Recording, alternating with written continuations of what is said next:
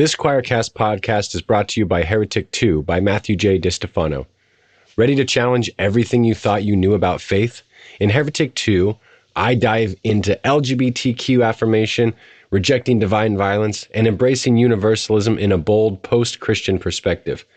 If you're done with outdated dogma and want a justice-oriented, inclusive view of spirituality, then this book is for you. Get Heretic 2 wherever books are sold and start rethinking faith today. Western Christianity has spent the last 2,000 years telling everyone they're separated from God. This is Not Church with John and Nat Turney and Bethany Shea. Hey, everybody. Welcome back to the podcast. I don't know why my voice just got that sort of excited and furtive. Hey, everyone. Welcome back to the show. This is the podcast. I think I'll do the whole interview in this voice. What do you think? That's a great idea. Like a 60s or 70s era cartoon character. Hey, everyone, what's going on? Welcome to the podcast. And then I just slipped into something completely different. All right, our guest is sitting here looking at me like, oh, shit. Like, what have I done? I assure you, yeah, it's only just begun, my friend. By the way, my name is Nat, and I'm here with my brother John and our lovely co-host Bethany. Why don't you say hi, John? Hi, John. Say hello, Bethany. Hi. Hello. Yeah, all the things. Follows Good no afternoon. Instructions. Insubordinate. Churlish. Churlish is what this. You will not put me in a box. No, I will not. I wouldn't even try, man. I wouldn't. Unless it was Mercedes shaped, in which case I feel like that. But well, okay. I don't know. If I was going to go for a luxury car, I don't think it'd be Mercedes. Although Maserati has a nice ring to it. I don't know. There's other things I'd rather have, but regardless. Okay, so what would be your dream car, Bethany? Mine? And this has nothing to do with nothing, but if you, or do you care about cars? My dream car is a Volkswagen Squareback, but they don't make them anymore. They haven't made them since the 70s. Are you talking about the things? Nope. I don't think they were the things. Were they the things? Okay. The square, like the, what is the Volkswagen Squareback? They look like like the little hatchbacks? Like a little hatchback, station wagon-y sort of thing. Oh, that's the cutest thing ever. Yeah, I've always wanted one. I was thinking of the Volkswagen thing that the doors came off. It was like a pseudo military looking. Yeah, those were ugly rad. as hell, but just cool. Those you know what I mean? So like rare. They were so. I almost anyway. We talk about this later. We're actually here for another purpose, which is to talk about other issues. But we'll talk cars later. We have a guest with us today. By the way, I'm assuming you know the name of the podcast, but in case you may have clicked by accident, this is not a show about cars or where we make poor jokes. It is actually the podcast we call This Is Not Church, because if it was church, you would have left by now, and some of us would probably follow you right out the door. But we have a guest, as we always do, and so let me take a second and introduce him to you, and then we'll go. This is with us today is Carl Siciliano. He's a nationally recognized advocate and provider for homeless LGBTQ youth. In 2002, Siciliano founded the Ali Forney? Ali. Okay, Ali. See, this is why. Another thing I should have double-checked before we started. The Ali Forney Center, which has grown to become the nation's largest and most comprehensive housing program for homeless LGBTQ youth. His work has been featured by NPR, CNN, The Daily Show, and New York Magazine. His writing has appeared in HuffPost, The Advocate, and The New York Times. His new book is called Making Room, 3 Decades of Fighting for Beds, Belonging, and a Safe Place for LGBTQ Youth. Welcome to the podcast. How are you, Carl? I'm good. Thanks for having me. Oh, the gravity of the issue we're about to discuss could not be more contrasted, like more juxtaposed with how flippant I've been since we started. So I apologize if there's weirdness there. I know what we're talking about is interesting, is very serious, but it's okay. I can't go through my whole life being serious all the time. I can't go through very many parts of my life and be serious. So it's a character flaw that I'm not working on. But we're glad you're here, man. I appreciate it. We always get the coolest guests, and I know it's taken a little bit to get you here, so we're so glad. If you wouldn't mind, John and I mentioned before, like one of our favorite kind of kickoff questions is just to ask people a little bit about their spiritual background. And if you're comfortable doing that, just maybe fill in the blanks a little bit for us. I didn't grow up with any kind of religion. My family was just very secular. I don't think I ever went to a church in my childhood, except maybe to see the Church of Notre Dame in Paris, the big cathedral, as a tourist. When I was 15 years old, I had this profound mystical experience, and it created this kind of ravenous hunger inside of me to get closer to God, to get closer to the kind of divinity that I'd encountered. And I started to read kind of ravenously about different religious traditions, Buddhism, Hinduism, Taoism. Initially, I wasn't really interested in Christianity. To me, Christian people were like the folks that sang bad songs on Sunday morning television when I was waiting for the cartoons to start, and seemed very smug and self-satisfied. And it was hard for me to equate that to this kind of wild opening of consciousness that I'd had. But I read a book by a Catholic monk, Thomas Merton, about his spiritual quest called Seven Story Mountain. And that really fascinated me and spoke to something that must have been in my DNA. Like maybe as an Italian, I'm half Italian. My father's side is Italian. My mother's side is Polish and Lithuanian. So I think I had a lot of Catholic DNA in there. But Merton kind of opened me up to the Catholic mystical tradition. I became very fascinated by reading about saints like St. Francis of Assisi, who'd lived these really kind of radical lives, kind of on fire with the love for God. Then I discovered the Catholic worker movement. Dorothy Day had just died.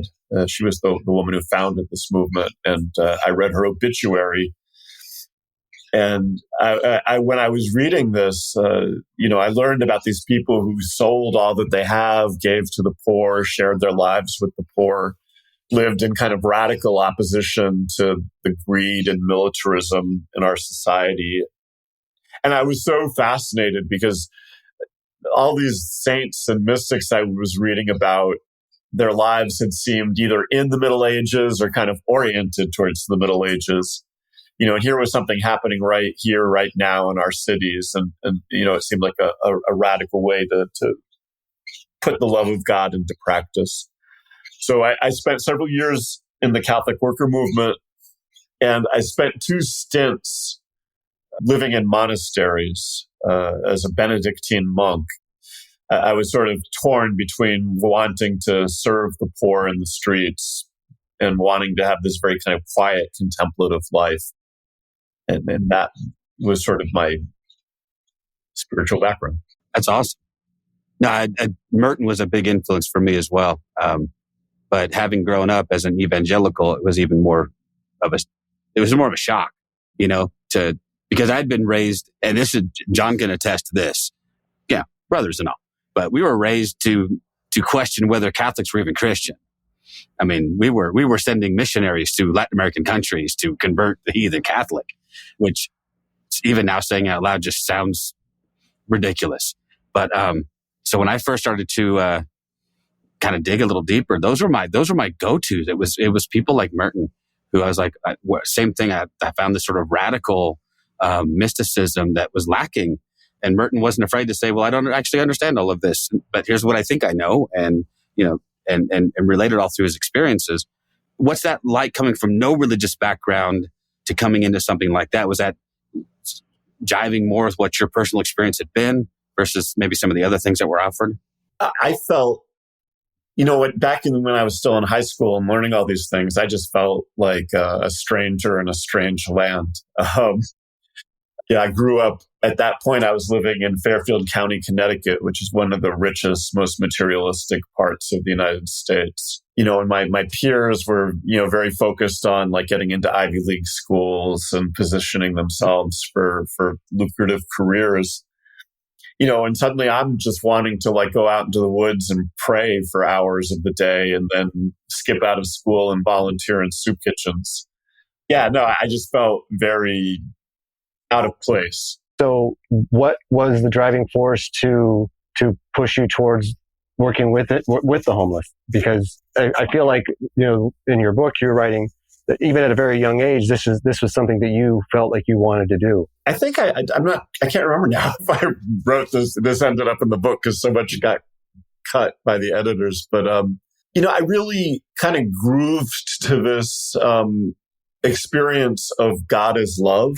And, the mystical experience that I had that kind of started this all I mean, I didn't really have words at the time to describe to myself what I was experiencing. But, when I started reading like the Christian stuff about God being love and everything held in being by love, that resonated with what I'd experienced. Initially, I just wanted to pray and meditate and sort of, open my soul up to this love. But as I started meditating and praying and trying to get closer to Jesus, there's this whole thing of service and mercy and compassion that Christ calls us to put into practice.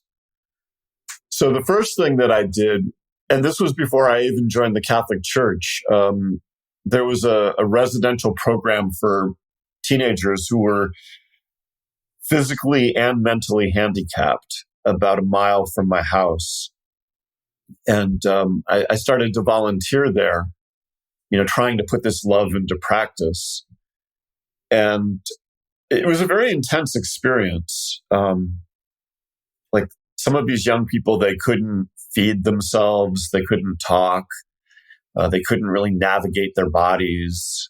And I would spoon feed them ice cream or read them stories, or like I remember there was this one young man whose body was all twisted and in pain all the time. And I would give him like warm sponge baths because it would help to ease the pain. It was hard to see this kind of intense suffering in young people. It naturally makes you ask questions like, if there's a God of love, why does this happen? But I would say that what I learned as I started doing that was that the answer wasn't going to come out of my brain. It had to come out of my heart. And just putting love into practice, trying to reduce another person's suffering, something in doing that just deepened my relationship to God, made me feel closer to God, made me feel like I was more on the path that I was called to. I didn't do it for very long, though. It wasn't, it was just like a secular institution. The people working there, some of them were very good-hearted, but, people were like complaining about the rules and the bosses. And like I was coming to it with all of this spiritual intensity, and that I didn't really feel able to share with the other people that were working there. And in some ways, I think that's what pushed me to become a Catholic. I started feeling like I needed the support of other people who were like on a similar path, on a similar journey. And I lived in this very wealthy town called Wilton, but the town next to us was more of a working class town called Norwalk. I mean, it's not so working class anymore. And then there was a part of Norwalk that was really quite poor called South Norwalk. And there were homeless people like sleeping on the streets. And I started volunteering at a soup kitchen there that was run by these monks and nuns who would take turns. And there was something wonderful about being able to do the work with other people who, shared my beliefs, who were also trying to align themselves with a God of love and show love and mercy to other people. And that experience was so deep that it was like I found my vocation. And for the next 35 or 40 years, it's just been serving homeless people. Like that's pretty much been a constant throughout the rest of my life. It seems like it's just so innate to who you are that it flowed through you at such a young age. And I'm curious if your family of origin was supportive. Were they curious about all these things that were happening in their teenage son? How were they responding? I think that they thought I was crazy, but my family was rupturing while this was happening. My father and my mother divorced when I was 4. And then my father remarried, had 2 more children with my stepmother. And then when I was 16 or so, their marriage kind of fell apart. So I don't think that they had a whole lot of emotional energy at that point to be too worried about what I was doing, because their lives were in chaos and turmoil. when the day I turned 18, I left home and went to start visiting Catholic worker communities. And I ended up going to this Catholic worker community in Washington, D.C. that people in other Catholic worker houses were afraid to go to. They said that it was so poor and so rough and so violent. They called it the Catholic worker of the primitive observance. And a week after I was 18, I was living in kind of the roughest, poorest Catholic worker house in the country, sleeping on floors. We had this little row house with 4 little rooms, a kitchen, a living room, and 2 little bedrooms. And I don't know, there were like 18 of us living in that house. Me and one other Catholic worker guy, there to serve God. And then 16 homeless guys, people sleeping, in beds, on the floor, like on the kitchen table, under the kitchen table, in the bathtub. Like every square inch of that house was just people sleeping who were homeless, so who would have been out in the streets otherwise. And it was a very intense and radical experience. And, next thing I know, I'm getting arrested, blocking nuclear weapons facilities. Philip Berrigan was trying to get me to do a plowshares action where if I'd done it, I would have gone to jail for 5 years. It was all very intense. And my parents just didn't have much of a clue of how deep into it I'd gotten. And if they had come to visit, they would have been utterly horrified. In your book, you write about how our need for family is not easily extinguished. And I'm kind of curious if you not having that supportive family has allowed you to foster family for people that are often overlooked and abandoned in society. Is that true? Or where did that love for those folks come from? So I think that's one of the real mysteries of my life. When I mentioned my parents divorced when I was 4, and my mother left. We got raised by my father. And I think that it's a very psychologically devastating experience for a small child to have their mother leave. I would go for months without seeing my mother at all. And I think that it gave me a natural ability to empathize in a really deep way with people who have been abandoned or displaced or rejected. And so I think that was sort of the gravitational pull within my psychology that drove me to the work. It's like, there was like a spiritual belief that drove me to the work, but I also think they're just the experience of people who are living through an embodiment of that kind of abandonment. It was just very compelling to me. It's like if I want to alleviate suffering, I guess it's like I want to alleviate a suffering that I can relate to on some level. That's interesting.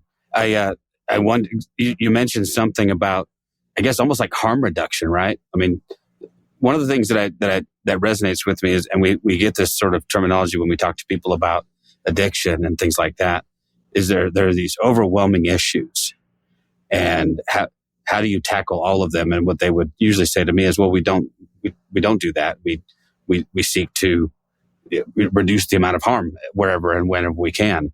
And so maybe is that because the homeless problem and obviously, and even more specifically, homelessness among LGBTQ youth, and it just seems like such an enormous issue. Maybe I should connect a few more dots about how I got to where with homeless queer youth. So, I would say that from the time I was 12 or 13, I realized I was gay. I mean, as soon as I started getting turned on, I realized what turned me on. And I would say that initially, this intense spiritual thing probably had another function, which was that it helped me kind of displace the energy that I would have put into sex, into loving and serving God. It's striking for me now when I look back and I reread Thomas Merton and Dorothy Day. They both wrote autobiographies about their searches for God that were very instrumental in kind of bringing me to the Catholic Church. Both of them had really negative experiences with sex and sexuality in their when they were in their 20s. And I think both of them looked to the Catholic Church as this kind of refuge from sexuality. Thomas Merton seems to have had a child out of wedlock, and his guardian paid the mother off, and Thomas Merton sort of washed his hands of this baby that he'd fathered. And Dorothy Day was very promiscuous in her youth, and had an abortion, which I think was a devastating experience for her. I think that I really resonated with that thing that was sort of in the subterranean realm of what they were writing, like that God can sort of deliver you from sex. And so when I started doing the work, started being with the Catholic worker, I just wasn't dealing with myself as a sexual person at all, And a few years into that, I was at the shrine of a saint in France, Saint Therese of Lisieux. I was in her basilica that was built in her honor after she died. And I was praying for guidance, that there was a part of me that felt that I hadn't quite figured out my path in life yet, and I was trying to figure it out. And while I was praying, I heard this kind of inner voice saying, Carl, you're gay. Just be honest about it. Deal with it. You can't serve God if you're not willing to stand in truth. And you can't stand with integrity amongst people who are oppressed and suffering if you hide the part of yourself that is subjected to oppression and suffering. So I began to, from that, think, well, how do I integrate my queerness with my spiritual quest? And I had no idea how to do that.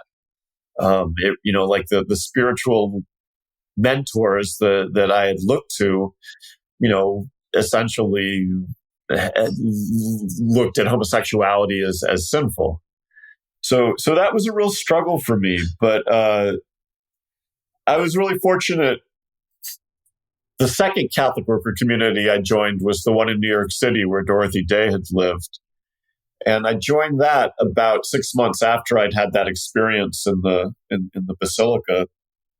And I met a bunch of Catholic workers who were openly gay and trying to think out how to integrate their queerness and their sexuality in their life of service. And that was right when the AIDS crisis was really starting to wallop New York.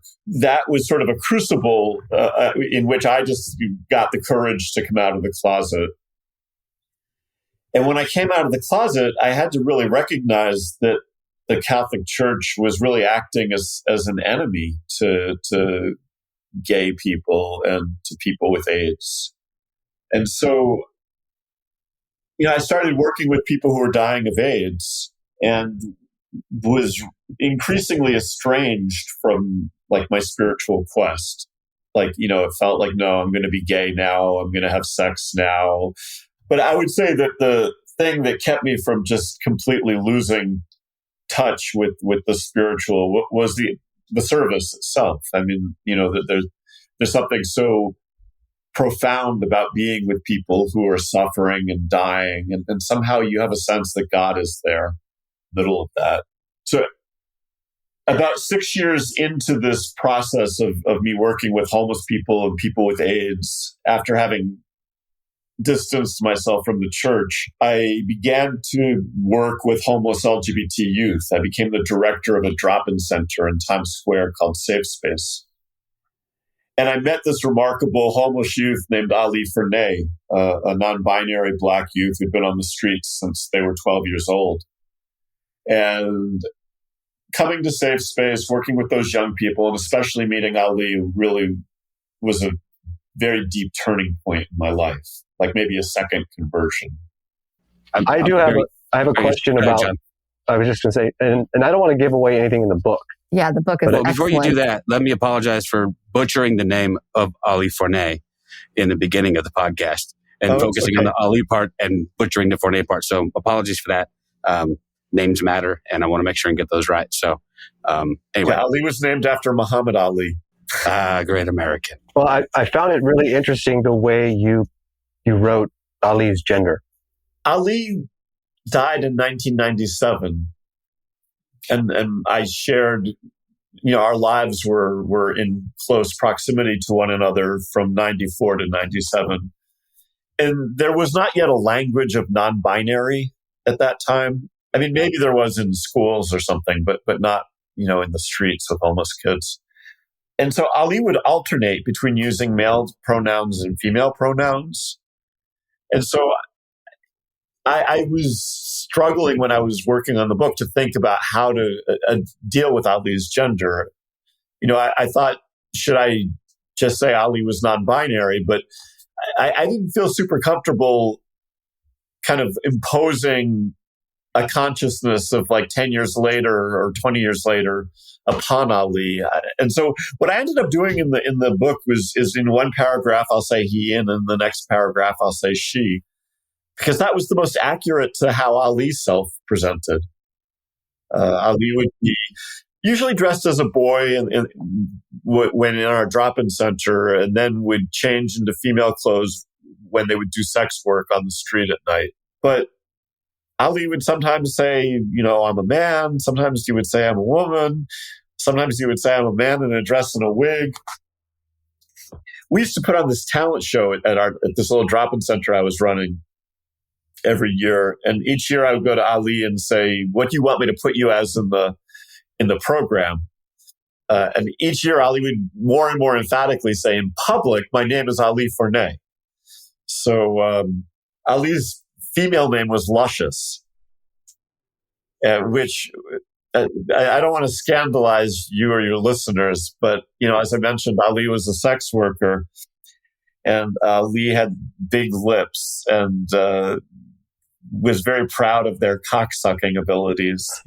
and that's where the name Luscious came from. I actually thought of when I started the Ali Forney Center, the housing program for homeless LGBT youth that I founded. For a while, I considered calling it the House of Luscious. But I just kept thinking about how Ali would always say to me, in public, my name is Ali Forney. So I ended up deciding to call it the Ali Forney Center. Well, then now we're all properly scandalized. So I appreciate that. That's I love that approach, though, and I'm glad you brought that up, John, because that struck me as well. I love the approach of not imposing a construct on somebody that would not have been appropriate for them. Now, had they lived another 20 years, they may certainly have, adopted, a different way of seeing themselves. But that's just a weird thing, though. Like there's just no language for it, and that's part of this process for me.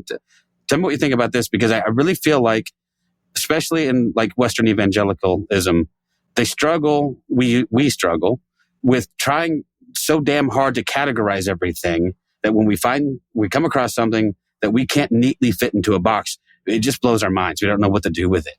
But part of my process of growth has been learning new language and putting words to things that maybe I just didn't have a name for before. I don't know. Does that make a little bit of sense? Yeah.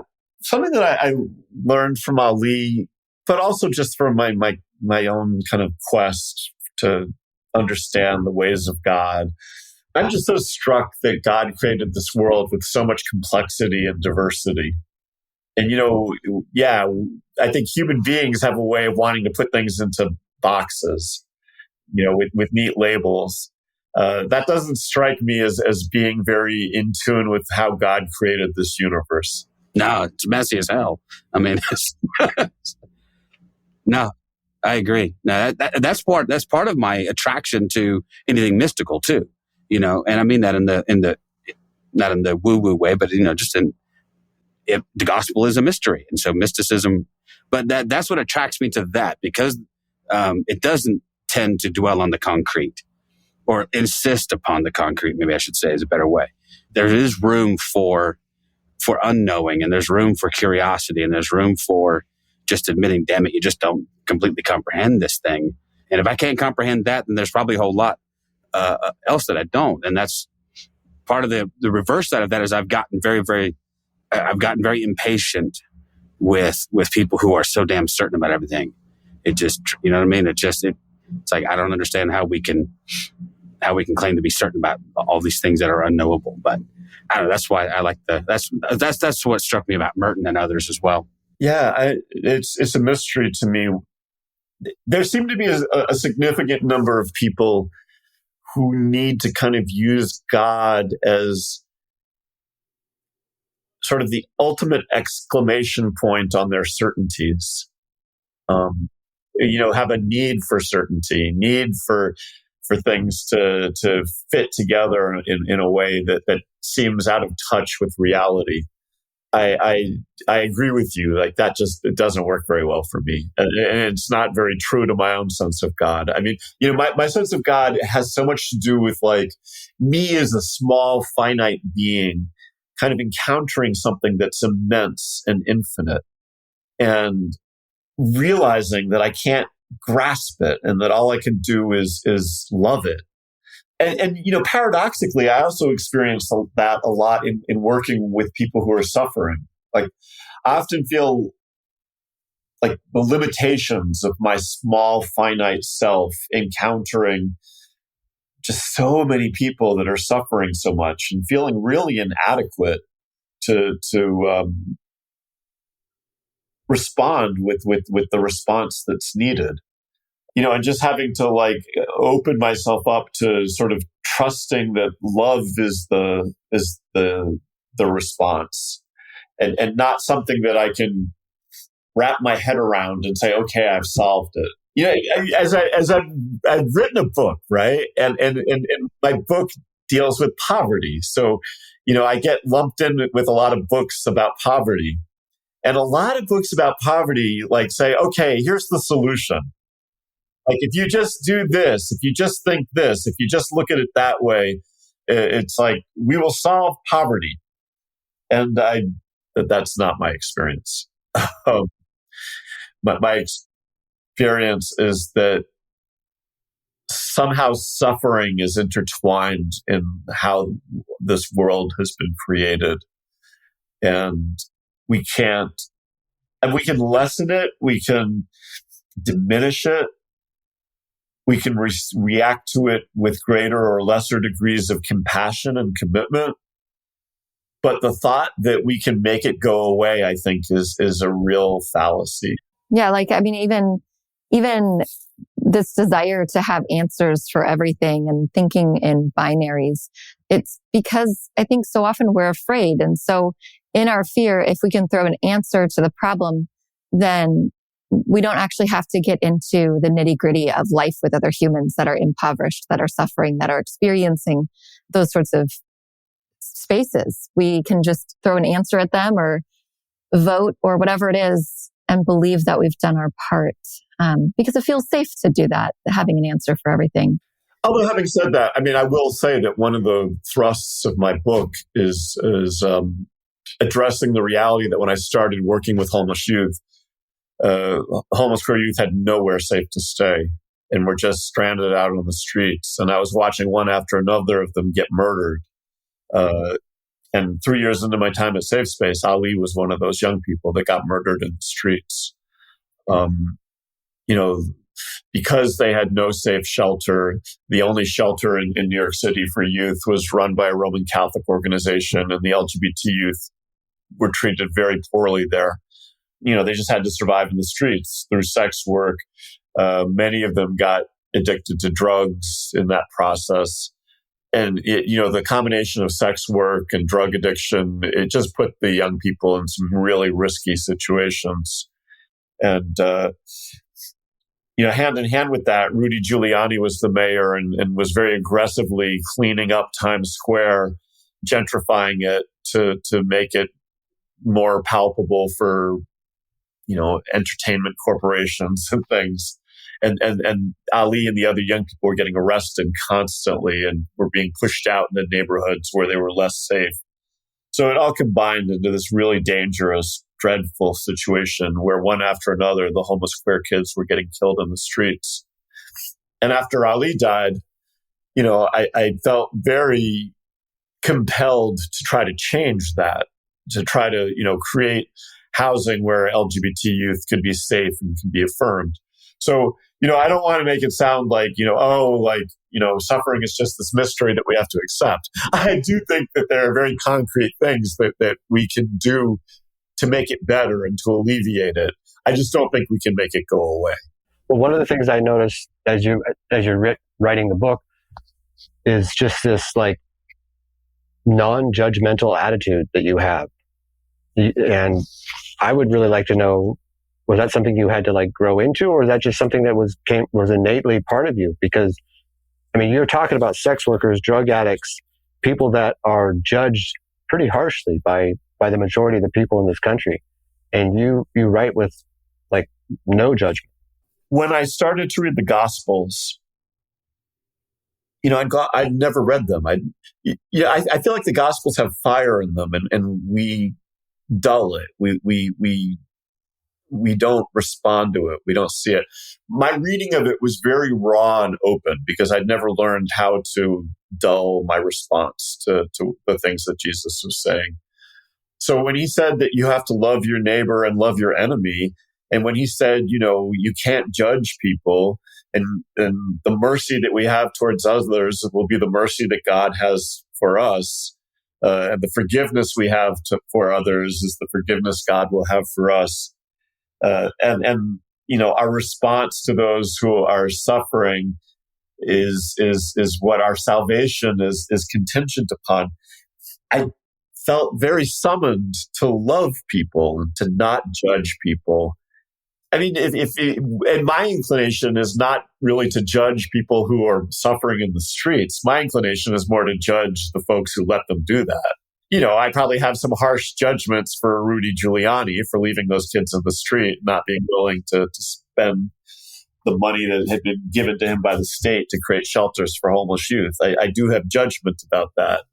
I do have judgment about the bishops and the cardinals in my church and in many other, and leaders in many other churches who create this climate where homosexual people, LGBT people are seen as, transgender people are seen as abominations, sinners, to such an extent that their parents throw them out onto the streets when they're teenagers. I have judgment about that, but I try to diminish my judgment and just respond by trying to alleviate people's suffering. Yeah. But, it's a mystery also because the young people that I've served have been profoundly harmed by Christian judgmentalism. We're supposed to be following this Christ who tells us not to judge and to be merciful.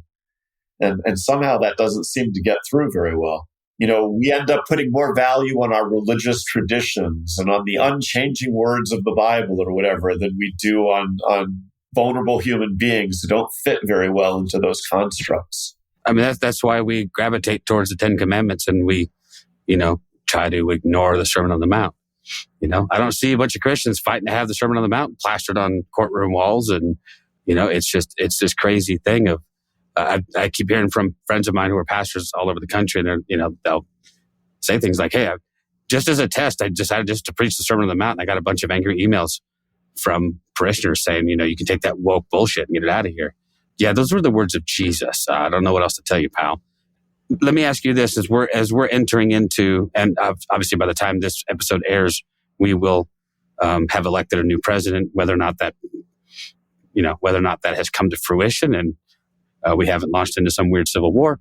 Is there a lot of angst? I sense a lot of angst amongst queer folks about this election, about what that means legislatively, what it means culturally, feeling like it may just well be open season on trans folks and promising, to fight to repeal certain steps forward that have been made. I mean, is this just stressing you the hell out or is it just me? I know we put a lot of focus on who the president is. And billions of dollars go into these presidential election cycles. Right, sure. I feel like the harm is already happening. I mean, there have been so many legislative attempts to, some successful, some not, to target transgender people, to target transgender kids in schools, to silence people from being able to talk about LGBT issues in schools, to to restrict the ability of transgender people to get health care. Like, I kind of feel like whether or not Trump is elected, the poison is out there. I mean, I hope he doesn't get elected, but, I was thinking about that just before I was doing this interview. I had to go do some shopping, and I was driving by all these Trump signs. And, I was just like, however this election turns out, half the country is willing to support this kind of vilification of people from other countries, people who aren't white. I mean, we're doing this interview the day after the rally in Madison Square Garden, where there was like that unbelievably horrific anti-Puerto Rican stuff. There's a lot of hatred, a lot of cruelty, a lot of fear that has really infiltrated our political system. And I'm also struck by how much money just goes into it. Like the money that with which politicians vilify one another. And I don't know, it's a depressing time. Well, and at the same time, they squawk and scream and yell about how we don't have money for this program or this program. You could probably, subsidize the GDP of a small nation with what we just spend on presidential elections in this country. I mean, it's just like if you pull back from the actual, issues that each candidate claims to espouse, and you just look at like billions and billions of dollars so that people can attack one another on television. Like, it seems so insane. It is insane. And, it would, I think it would be so novel, and it would probably fail miserably if one political candidate said, I'm just not going to do this, but but how do you get your message out? How do you fight? It takes a machine to beat a machine, I guess. But, and there's a message in Christianity that isn't always very popular. And that there's something fundamentally flawed and broken in the world. But, it's hard for me not to see that and not to resonate with a sense that, we all carry the spark of God in us. We all have the capacity to love. We all have the capacity to have compassion and to have mercy. And there are all kinds of people all over the world, all in this country, taking care of their elderly parents and, helping their children who may have addiction. I mean, people are doing all kinds of good things all the time. And we don't necessarily see it because there's this toxic political process that sucks up so much of the attention. But it's hard to look at this and not think, there is something fundamentally broken and flawed in humanity. Well, and Jesus talks about money and greed more than anything else in Scripture besides the kingdom of God. And yet the church has been so obsessed about sex and what happens in people's bedrooms and what genitalia looks like that we've been missing the greater point of the things that have caused such hardship. And here we are throwing our money towards another political election with, while seeing people suffer all around us. It's just, we miss it. It's so easy to miss the need in front of us. Yeah. And I'm not urging people to be apolitical. I mean, there's a lot at stake. I mean, there's a lot at stake for transgender people. There's a lot at stake for people in this country who, came from other countries. There's a lot at stake for the planet. There's an awful lot at stake. So I'm not, urging that people not be political, but I just am struck that so much money goes into something that feels so toxic. Speaking about, what you said about this focus on sex, I agree wholeheartedly that this focus that Christianity has had on sex for the last 1700 years or something is so disconnected from the Gospels. I mean, I feel like the Gospels, you can read them as this kind of tract of sexual transgression over and over and over and over again. It starts off with Mary, having to present to the world as an unwed pregnant mother, which in the patriarchal structure of that time put her life at risk in a really severe way. And then you constantly see people being brought to Jesus, or scenarios being presented to Jesus of people acting outside of the accepted sexual boundaries. Like the woman who was married 7 times, or the woman caught in sin. Somehow it's always women. Or a prostitute, like cleaning his feet at the house of a Pharisee. And Jesus is always being asked to judge and condemn and other these people. And Jesus always refuses to do it. And always is telling people that their desire to kind of judge people based on their sexuality is missing the boat. That the important thing is our faith and our hope and our love, not what we do with our genitalia. And I think about sort of the central image of Christianity, of Christ stripped naked on the cross. I mean, the cross is an image of sexual torture and humiliation. You're stripped naked, your body is ravaged and torn apart and penetrated in all kinds of awful ways. As you're being crucified, you're being asphyxiated. And something that frequently would happen is that men would have involuntary erections from the asphyxiation process. And then they would be mocked for having erections I feel like Christ is on the side of the sexual transgressors. That part of God's radical identification with the brokenness of humanity that we have in the incarnation extends all the way into, our sexual torment and our sexual hurt. And then I feel like the crucifix, to a certain extent, should be seen as a God who's radically on the side of the sexual outcasts and the sexual transgressors. It's so painful for me to see so many of the young people that have come to the Ali Forney Center for help telling us how they were kicked out of their families because of their parents' religious beliefs. I started hearing these stories so often. Like when I would ask the young person why they were on the streets, they would say, my parents won't let me live at home because I'm gay. They say I'm an abomination. They say I'm shameful. They say I'm against God. I started hearing that so often that I actually built it into our intake process, so that we could collect data.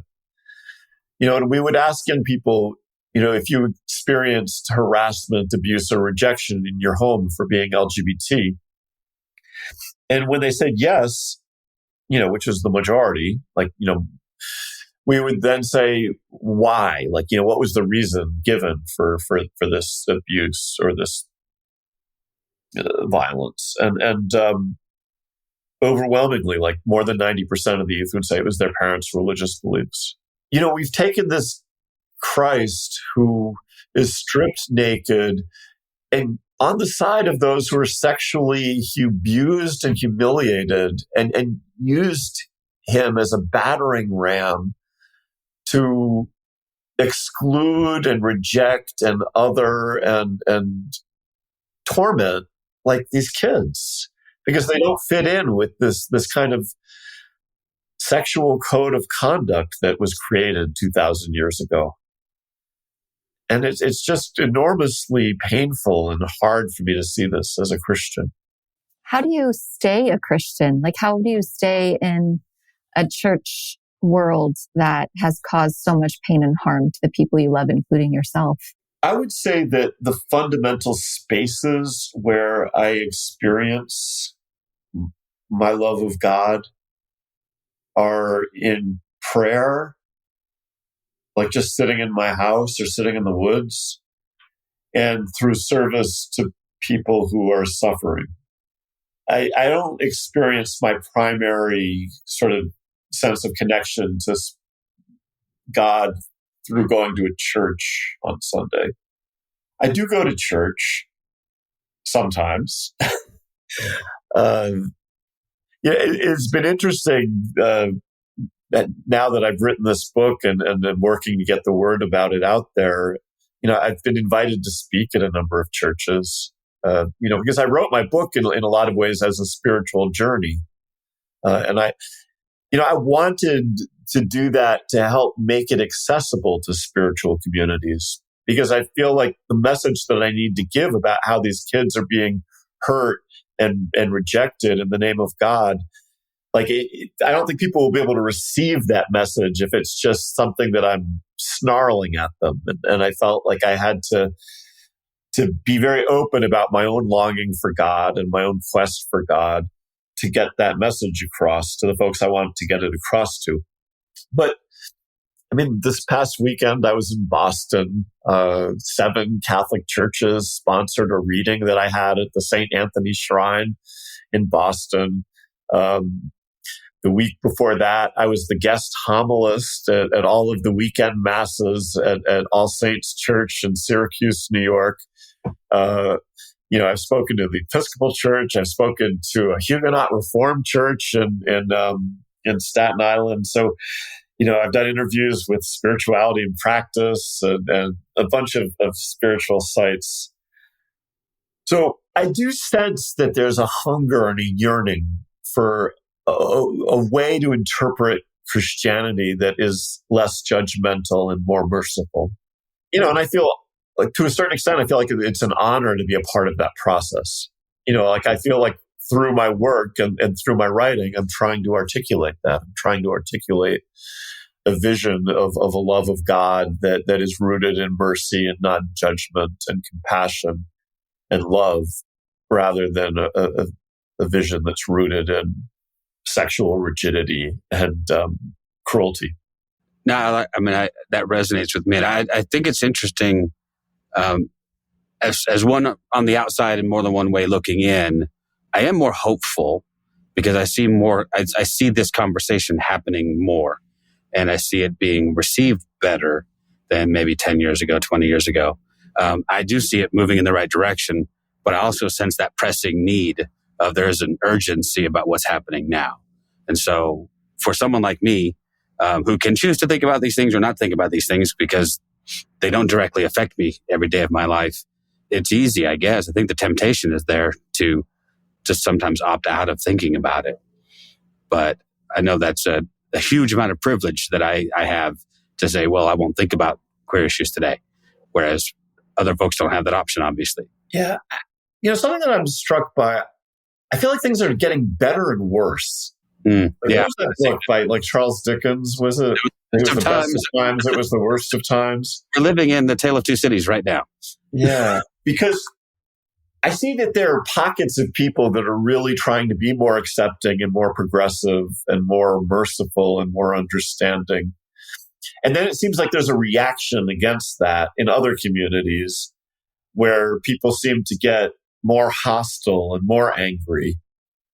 And it feels like things are just kind of splitting. Yeah, I see that. And one of the consequences of, and Trump's a perfect scapegoat. I don't mean to scapegoat him because he's not the end all be all. He didn't cause all the problems. Getting rid of him won't fix all the problems. However, a consequence of his existence publicly is that people who would otherwise maybe be closet homophobes, or maybe amongst their close friends they would be, they would have certain views, are now empowered to be very openly vitriolic.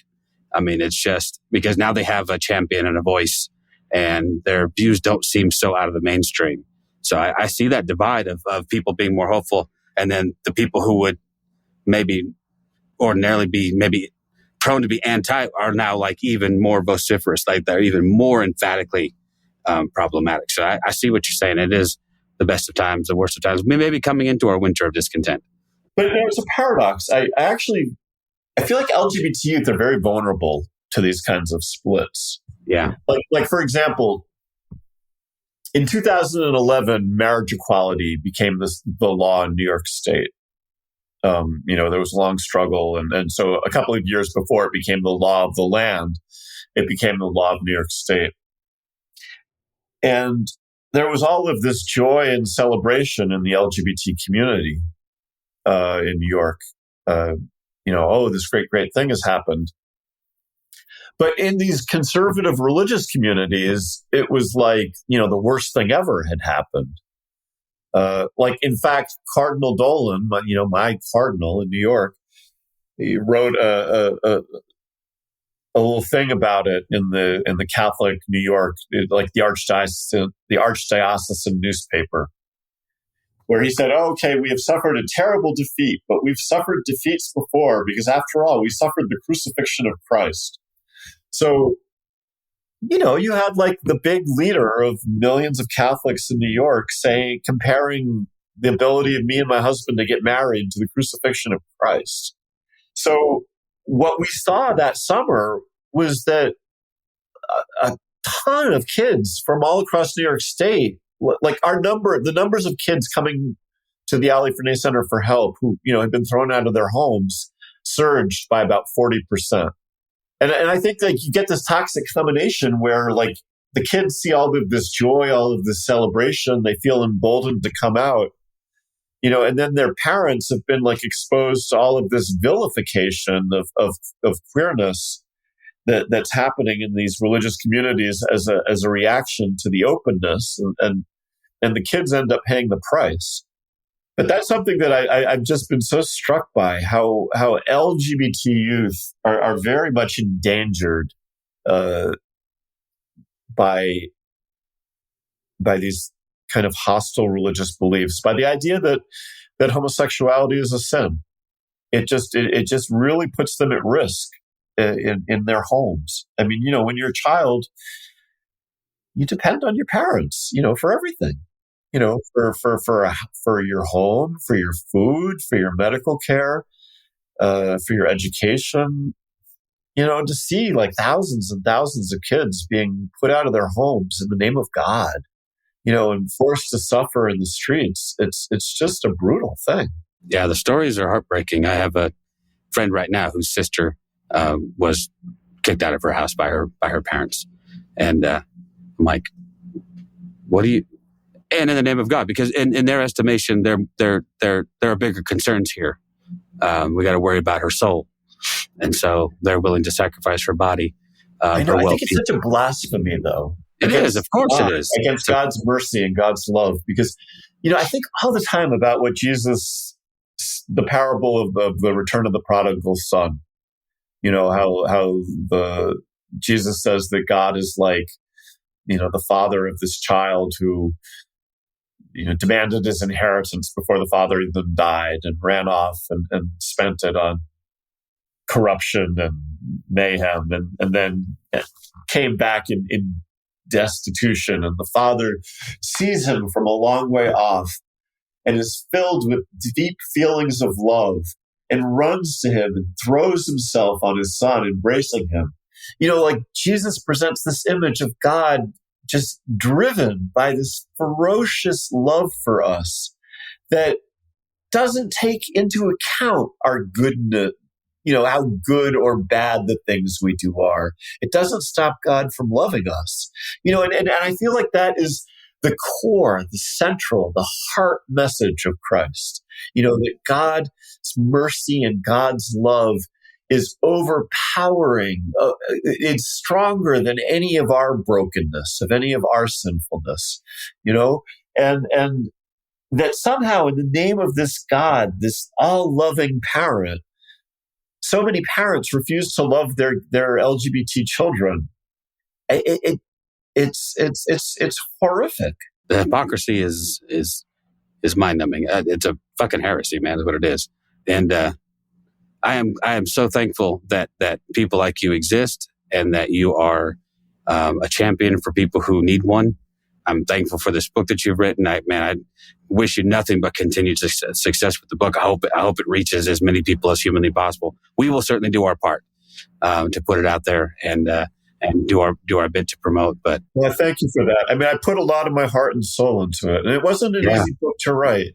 I had to write well. You have to really relive things, and so I had to relive Ali's death in the streets over and over and over again over 7 years.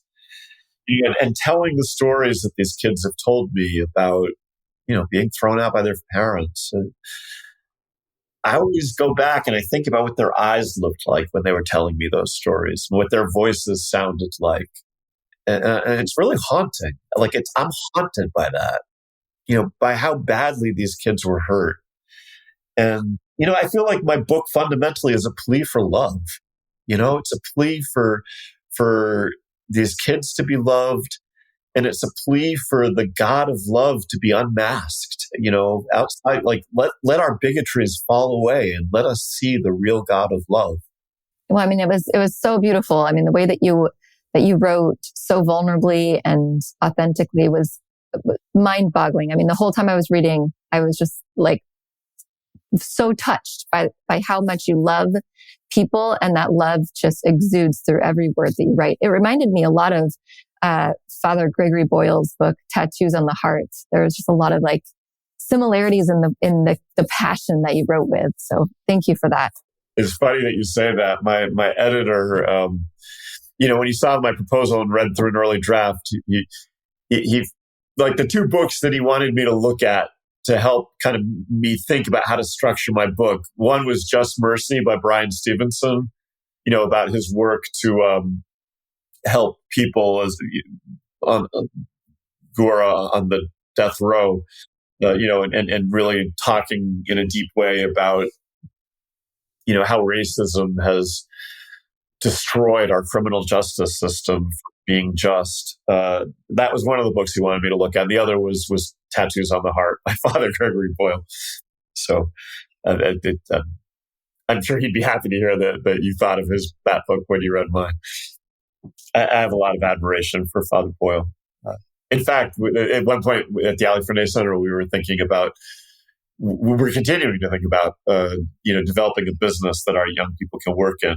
And the Homeboys Industries, the folks did some advising and mentoring to us to help us think about how to do that. I tell you what, man, I just want to thank you for your time. Thank you for all the work that you've done. I really enjoyed the conversation. I don't know. I'm left as I often am when I talk to someone like you. I'm left a little bit speechless. So you've given me a lot to think about, which is good. I just want to say thanks. And John, Bethany, any parting thoughts before we say goodbye to our guest? No, like I said at the beginning of the book, I really appreciate the book and as a whole. I think you put all of your heart into it, and anyone who reads it is gonna see that. I can't recommend it more to people. They need to pick this book up. They need to read it. Absolutely. Yeah, it was excellent. Thank you for this entire time, for spending this hour with us and giving of yourself to our listeners. It was wonderful. Well, thank you for having me. I really appreciate it. And I appreciate your kind words about my book as well. Thank you for listening to This Is Not Church. Be sure to rate and review the podcast on your platform of choice. If you would like to partner with us, visit patreon.com/thisisnotchurch, where you will receive exclusive content such as early access to episodes, videos of upcoming episodes, and live Q&A sessions. Be sure to check out our Facebook group or follow us on Twitter and Instagram. All the links are in the show notes. We'll be back soon with another episode.